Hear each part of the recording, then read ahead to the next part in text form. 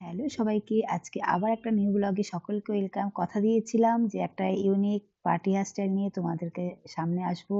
আজকে সেটাই চলে আসলাম। আজকে দেখাবো একটা পার্টি হেয়ারস্টাইল, ইউনিক একটা পার্টি হেয়ারস্টাইল। ব্রাইডাল, রিসেপশন সব তোমরা দেখোই। ভালো, ভালো সবাই দেখায়ও। আমি চাই তোমাদের একটু ইউনিক, একটু অন্যরকম, একটু নতুনত্ব কিছু দেখাতে। আজকে তাই সেটাই নিয়ে এসেছি। আজকে ১ম এ দেখাবো তোমাদের ধরো কাছে কোনো ব্লো ড্রায়ার নেই বা টাইম নেই ব্লো ড্রায়ার করার মতো। তখন তোমরা কিভাবে হেয়ারটাকে ভলিউম করবে সেটা আজকে টেকনিকটা আগে দেখিয়ে নিই, তারপরে হেয়ার স্টাইলটা তোমাদের দেখাবো।